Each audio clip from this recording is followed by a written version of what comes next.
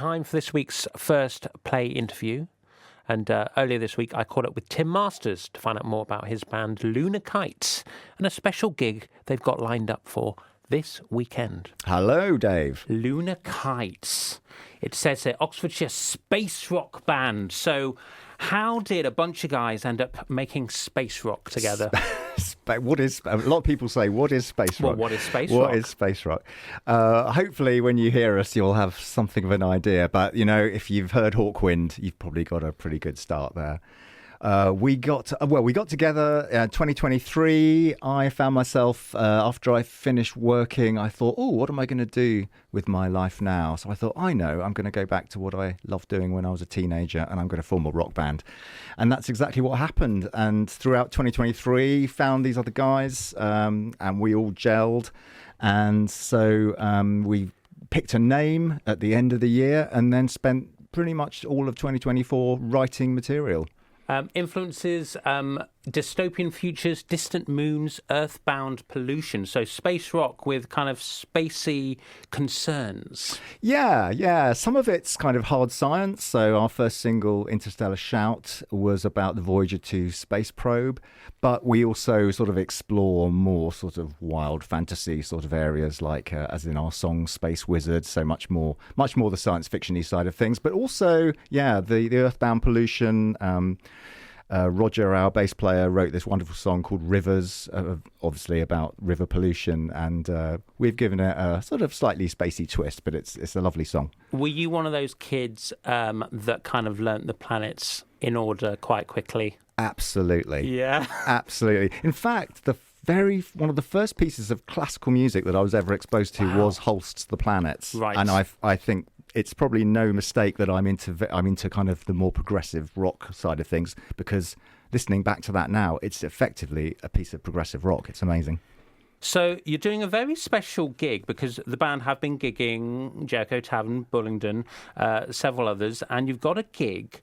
This is an interesting one, and it is Doctor Who related. So I'll let you tell us about a Doctor Who story that was filmed in Oxfordshire and why you're commemorating it.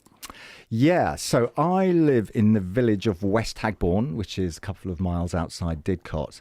And I'm very aware that in the village of East Hagbourne, our neighbouring village, there was a Doctor Who story filmed there in 1975. It was the Tom Baker story, The Android Invasion. And I'd been to East Hagbourne long before I moved to the area, just on a sort of pilgrimage as a Doctor Who fan. And that is not unusual in that village. You will often see people walking around in long scarves and posing on the village monument and hanging out in the local pub, the Fleur de Lis, which was actually, it appears in the story. So, and if you go into the Fleur de Lis today, they've got photos up on the walls of Tom Baker meeting all the local kids. So it's a place of pilgrimage for Doctor Who fans. So I thought earlier this year, it occurred to me that it's the 50th anniversary of the filming of The Android Invasion in East Hagbourne. And I thought, well, I'm in a space rock band. I live in the area, and it would be almost rude not to mark it in some way. So, aliens come to East Hagbourne. They replace all the locals with androids.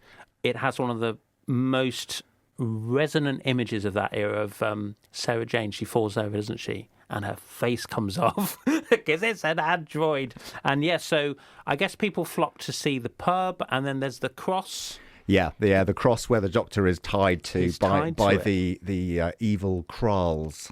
So is this a quirk of fate, or was there something more behind it that led you to live so near to the location of a story that was filmed for your favourite childhood TV show?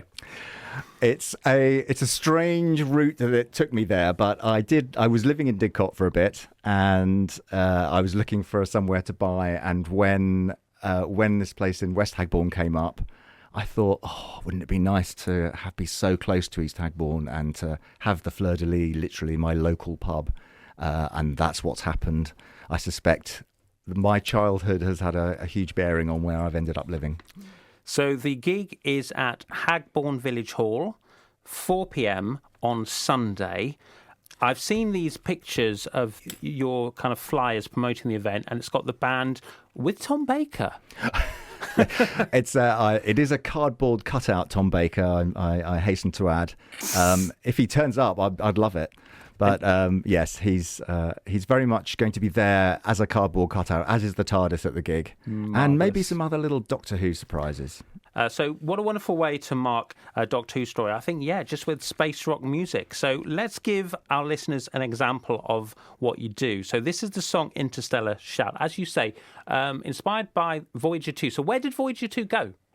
So Voyager 2 went off into the solar system, and it went past the big planets like Jupiter, but it left the solar system in about 2018, and so it's just going off now into sort of interstellar space as it's called. And a while back, they actually lost contact. NASA lost contact with it, and they had to send what is called an interstellar shout to correct it, so they could carry on talking to it. And so when I read about that story, I was really inspired by it, and I thought, oh, there's a song there, and this is it. So are we still waiting for it to return the call? No, it answered. It did answer. It corrected its course. I mean, it's running on some kind of minimal power because it's been going since the early 70s. But it's still going. So it's the furthest man-made thing. I think either Voyager 2 or Voyager 1 are the furthest man-made objects. And they're out there just floating, alone. Yeah. Are they heading to the nearest star? Where are they going? I think they're heading. They are heading somewhere. I think roughly in the direction of a distant pulsar or a distant galaxy. But that's for our children's sadly, we'll to find out. Probably lose contact with them long before we know where they ended up. There is a Doctor Who episode when a probe gets found by aliens and then they invade us. So that is a possibility. I've been listening to too much Lunar Kites. Let's listen to Lunar Kites and Interstellar Shout. And Tim, thanks for coming on the show. Thanks, Dave. BBC introducing in Oxfordshire and Berkshire. First Play.